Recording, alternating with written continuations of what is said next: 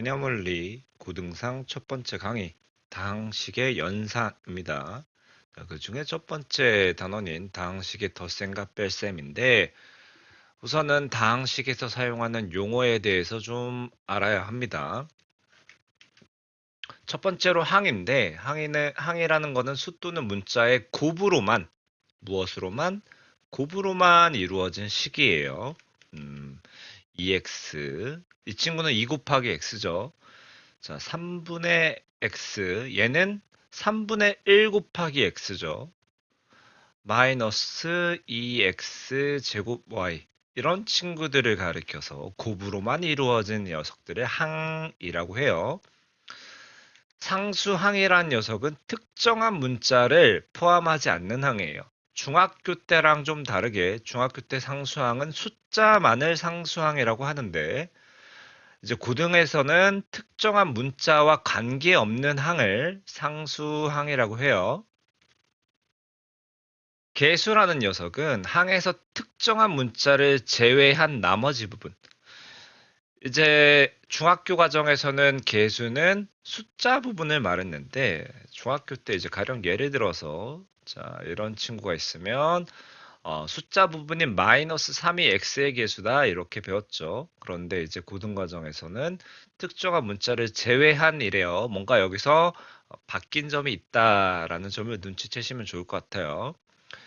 다항식과 단항식은 변함없습니다. 한 개 또는 두 개 이상의 항의 합으로 이루어진 식이 다항식이고 단항식은 한 개의 항으로만 이루어진 식이 이제 단항식이에요.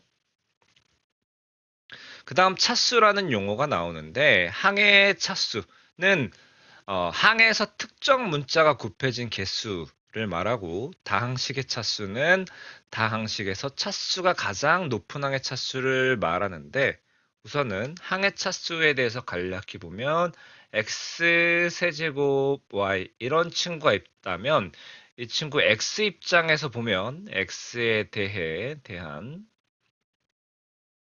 3차 항이라고 할 수 있어요. x에 대해서는 왜 x는 세 번 곱해져 있으니까.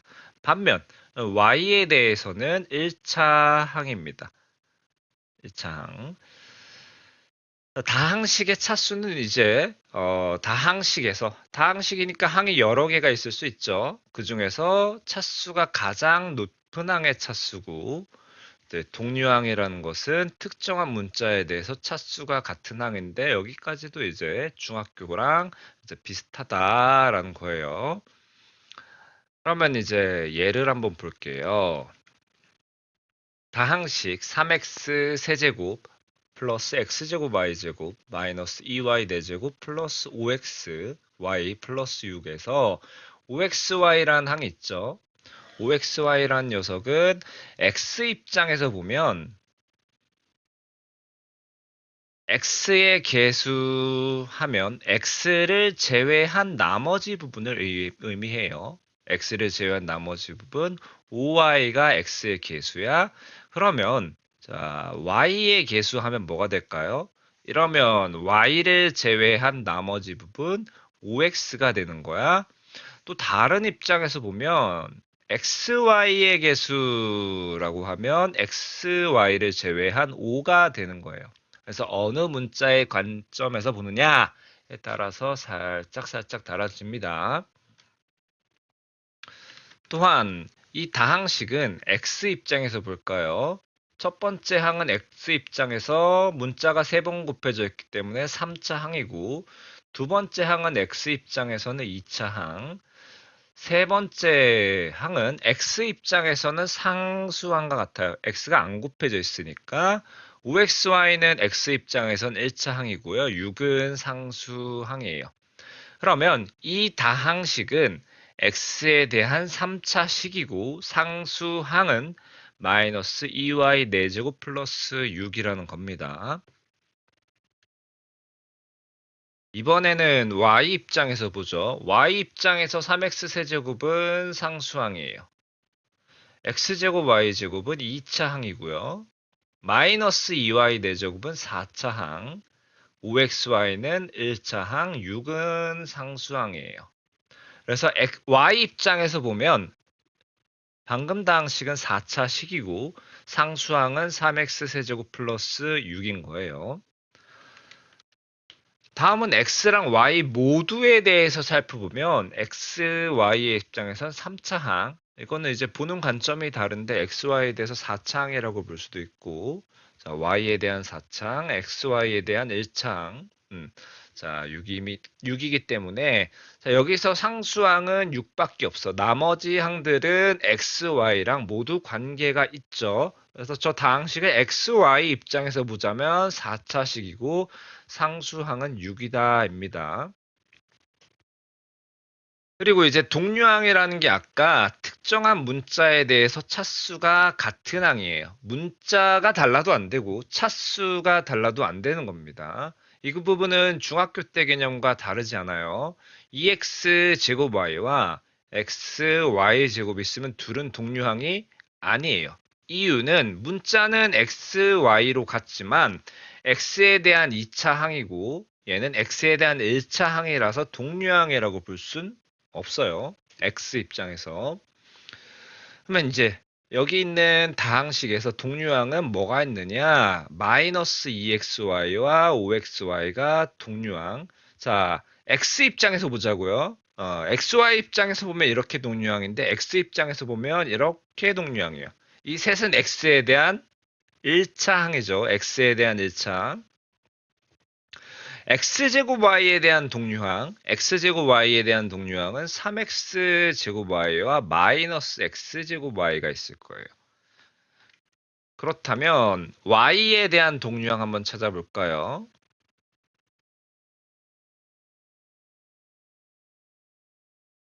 이 말은 y에 대한 1차 항을 찾으라는 거야. y 입장에서 얘는 상수항이고 y 입장에서 1차 항, y 입장에서 1차 항, y 입장에서 1차 항, y 입장에서 1차 항, y 입장에서 나머지 둘은 상수항과 같기 때문에 y에 대한 동류항 하면 3x 제곱 y 마이너스 2xy 마이너스 x제곱 y 5xy가 되는 겁니다.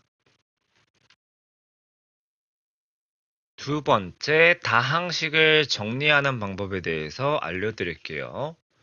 다항식은 동류항끼리 모아서 다음과 같은 방법으로 정리할 수 있다. 내림차순, 오름차순 정리가 있는데 내림차순은 말 그대로 내려가는 거예요. 차수가 높은 것부터 낮은 것, 높은 것부터 낮은 것의 순서대로 내려가면서 쓰는 게 내림차순이라면 오름차순은 낮은 것부터 높은 것의 순서, 낮은 것부터 높은 것의 순서로 가는 거니까 그러한 정리법을 오름차순이라고 해요. 그런데 이제 특별한 언급이 없으면 다항식을 내림차순으로 정리하는 게 원칙이니까 이 강의를 듣는 여러분들 뭔가 다항식이 있다 하면 항상 내림차순으로 정리하는 습관을 들이도록 하세요. 예제를 보겠습니다. 다항식 3x제곱 마이너스 xy 어쩌고저쩌고를 x에 대한 내림차순으로 정리하래요. 그러면 항 하나하나가 x 입장에서 몇 차 항인지 한번 써볼게요. 3x제곱은 x에 대한 2차 항이고 마이너스 xy는 x에 대한 1차 항, y제곱은 상수항, 4x는 1차 항, 상수항, 상수항이에요. 그럼 내림차순 정리면 차수가 높은 것부터 쓰니까 3x제곱을 제일 먼저 써주고요. 그 다음에 이제 1차 항인데 1차 항이 두 개가 있죠. 4x와 마이너스 xy. 걔는 이제 어떻게 쓰냐면 4x랑 마이너스 xy 얘를 따로 쓰기보단 합쳐서 4-y에 x 이렇게 써주는 겁니다. 그럼 이 친구가 이제 전개하면 4x 마이너스 xy가 되죠. 자, 1차항 썼어요. 그 다음에 상수항을 쓸 차례야. 상수항을 쓸 차례인데 y제곱 마이너스 2y 플러스 1이야. 자, 상수항을 쓸 때는 자, 순서대로 어떤 순서대로 써야 되느냐? 얘는 이제 다 상수항이기 때문에 순서는 크게 상관이 없는데 이 친구들은 내림차순으로 정리하도록 합시다. 자, 얘는 순서가 바뀌어도 상관없지만 기왕이면 어떻게? 내림차순으로. 이 친구들 지금 다 y에 대한 내림차순으로 정리가 돼 있죠. 그래서 1번 x에 대한 내림차순으로 정리하면 다음과 같이 된다라는 거.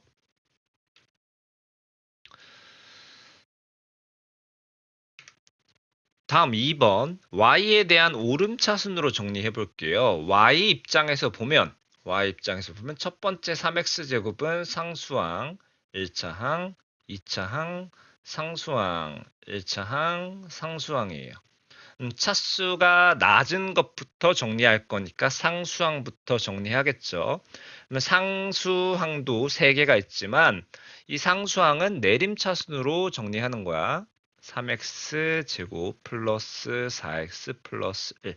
여기가 이제 x에 대한 상수항이고 그 다음은 이제 x가 아니죠. y에 대한 상수항이었고 y에 대한 1차 항을 쓸 차례야 마이너스 xy와 마이너스 2y를 쓰는데 마이너스 xy, 마이너스 2y는 다음과 같이 쓸 수 있죠. 그래서 마이너스 xy, 마이너스 2y가 될 테니까요.